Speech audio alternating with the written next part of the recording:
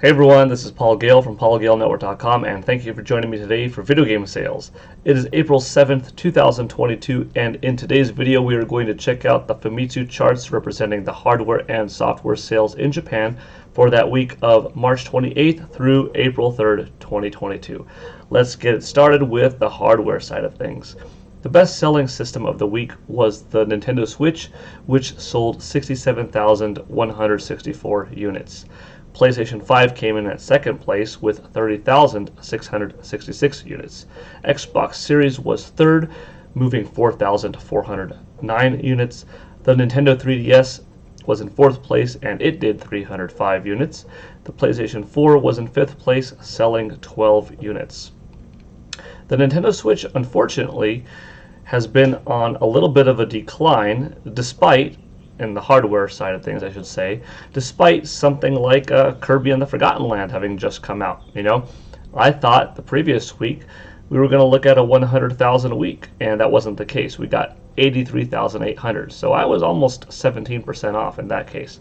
I did think that this week would drop, especially since last week did, and it did, to 67,000, which is another 13,000 drop. I don't think this is too much of a market saturation thing, as I do think it's Nintendo not being able to ship out enough and trying to allocate those consoles to the rest of the world, because just several weeks prior Nintendo Switch was actually week on week beating its 2021 self.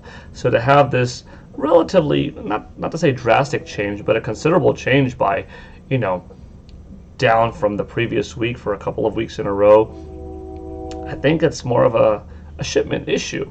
If you look at what was shipped on the Nintendo Switch side of things, or at least what was sold in terms of availability, presumably, Nintendo Switch 21,000, Lite 11,000, OLED 34,000. That means I don't think Nintendo had enough Nintendo Switch OLED models to pump out, because we've seen that on weeks where Nintendo does have higher Nintendo Switch sales overall, the Nintendo Switch OLED model is passing 50,000. So I think that if they had 50,000 available, that would have made up the difference, and we wouldn't have looked at 67 for the week. We would have looked at 84, for instance.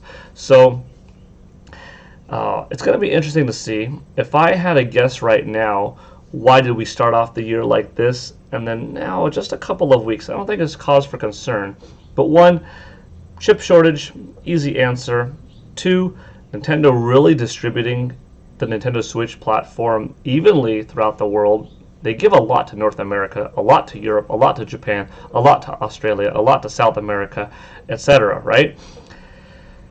I think they're building up for Nintendo Switch Sports. I think Nintendo sees Nintendo Switch Sports, which is a late April release, as a bigger launch for a game than Kirby and the Forgotten Land, for instance, where Kirby, a lot of people already had a Nintendo Switch for Super Mario Odyssey, for different games that are within the same genre as Kirby and the Forgotten Land. Even though Kirby is a new experience on its own, it's a new Kirby game in a 3D environment that elevates that franchise. It might not necessarily have impacted so many people to rush out and buy a Nintendo Switch. Okay, gotta get it for Kirby and the Forgotten Land. I'm sure that it did impact a decent amount, but not by a lot. Nintendo Switch Sports, on the other hand, this for some people is that nostalgia game. If you're 25 years old now and Nintendo Switch, well, rather Wii Sports, I should say, came out 16 years ago for you. If you're 25, you are 9. That's in a time where you're a kid, you're vibrant, you're experiencing this little shift between, okay, what did you just previously play, maybe on GameCube, Xbox, PS2, and then boom, motion controls. So that was still new. That's nostalgic. You're a 25-year-old gamer now.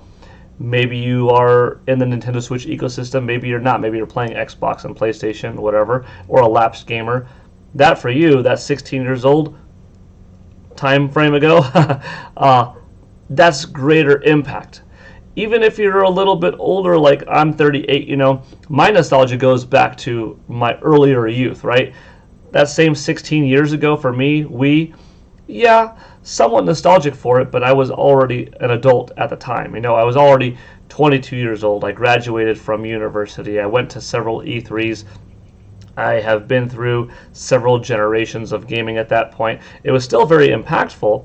I went from 2D to more advanced 2D to 3D to more advanced 3D to motion control. So it was still really big and really sit well with me, especially being a kinesiology major and really identifying with Wii as this gamer system and this motion system, because kinesiology is the study of the human movement within the body and such. So I loved it, but nostalgia runs deeper for something that usually goes back to your youth, and the further you are removed from it, the greater the nostalgia is in most cases, especially I think if an IP has consistently remained strong, like Mario, for instance, Ninja Turtles for me, for instance.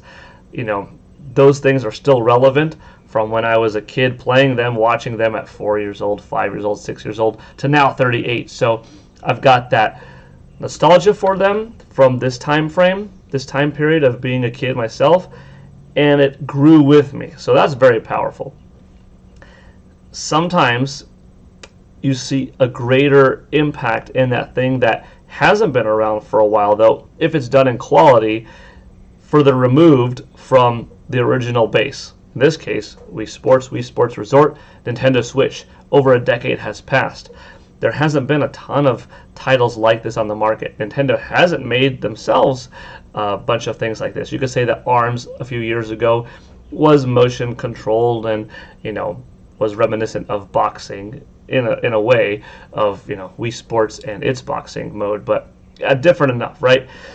So I think that they are banking on Nintendo Switch Sports being a big seller, Super Mario Odyssey type big, Splatoon 2 type big, and they are getting that stock, they're getting that inventory ready to be able to pump out hundreds of thousands in Japan and worldwide, maybe low 1 point something millions for that end of April to mid-May release.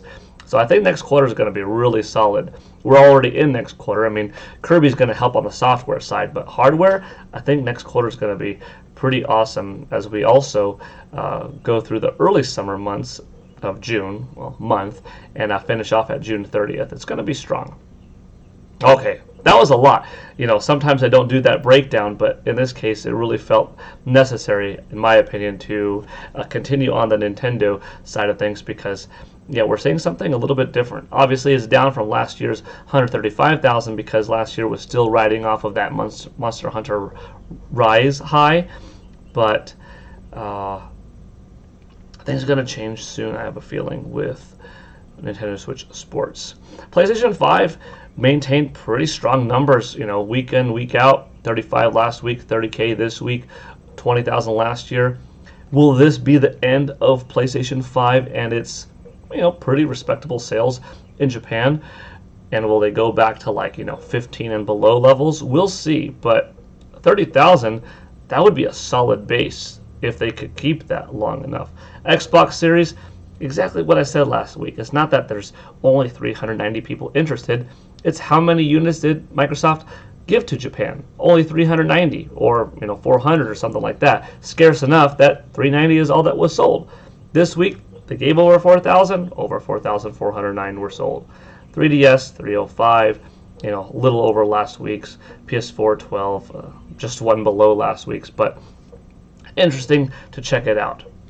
And moving on to the software side of things, the best-selling game of the week was Kirby and the Forgotten Land for Nintendo Switch, which had a 71% drop. Once again, this is physical sales only.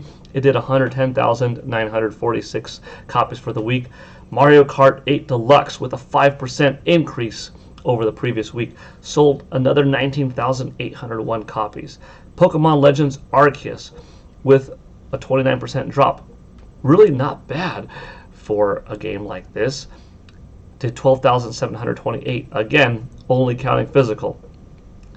You could look at it and say, well, it's dropping a little bit more than some previous, DS, Game Boy Advance Pokemon games, but those games also didn't have digital sales. This one does, so it's actually probably faring better.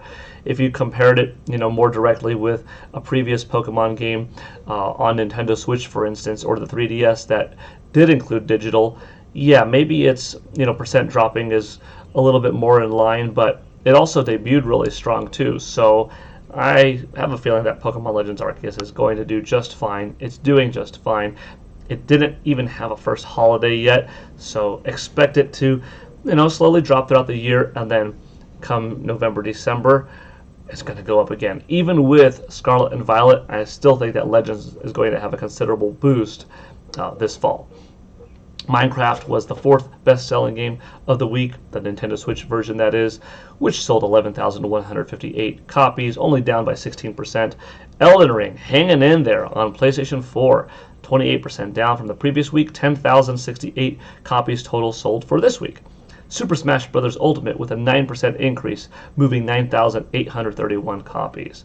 Mario Party Superstars, a 1% bump up, with 7,782 copies sold in total. The Legend of Zelda Breath of the Wild, my favorite game of all time, my favorite game to see on this chart, continuously showing up over 5 years later, week in, week out, and up over the previous week. The meme, the artwork of Link climbing the mountain heights, mountainside, it holds true to this week as it went up another 11%, moving 6,359 copies. Animal Crossing New Horizons is the one that sold 5,410 copies, only down 3%, still staying strong. And finally, Ring Fit Adventure proving to have really good legs, selling 5,101 copies and up 5% from the previous week. Overall, that top 10 has Nintendo Switch with 9 games, PlayStation 4 with 1, and yeah, really solid week, especially for Nintendo on the software side of things. But on the hardware side, that pie chart is a little bit more even thanks to PlayStation hanging in there with above 30K, Xbox going 4K, which is more than the previous week by a large percentage, and Nintendo Switch having a little bit of a soft drop for the last couple of weeks. But good to see everyone doing pretty healthy, at least as healthy as they can in a year impacted by chip shortages and so forth. But yeah, that's going to do it today for Video Game News with PGN. Thank you for watching. I said video game news, didn't I? Video game sales with PGN. Hope you all have a good one, and I'll see you next time. Take it easy. Bye. And of course, thank you to Chris1964 from the InstallBaseForum.com forums for nicely putting together these hardware and software charts.